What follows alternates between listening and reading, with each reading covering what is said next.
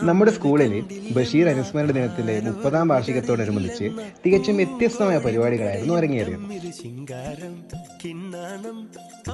സാധാരണയായി വേദിയിലെ കാണികളായിരിക്കുന്ന വിദ്യാർത്ഥികൾ ഇപ്രാവശ്യം ഞങ്ങൾ അധ്യാപകരെ എല്ലാവരും തന്നെ കാണികളാക്കി വേദി മുഴുവനായി കയ്യേറുകയായിരുന്നു.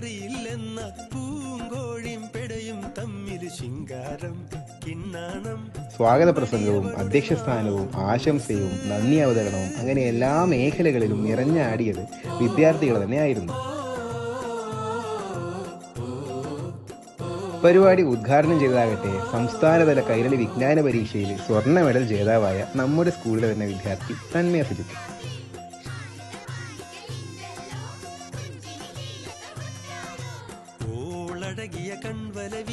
അതിനുശേഷമോ പാത്തുമ്മയുടെ ആട്, ബാല്യകാല സഖി, ഒരു മനുഷ്യൻ, മതിലുകൾ എന്നിങ്ങനെ ബഷീറിന്റെ തന്നെ കൃതികളെ ഓർമ്മിപ്പിച്ച ഒരുപിടി നല്ല അഭിനയ മുഹൂർത്തങ്ങളും ഇവർ തന്നെ കാഴ്ചവെച്ചു.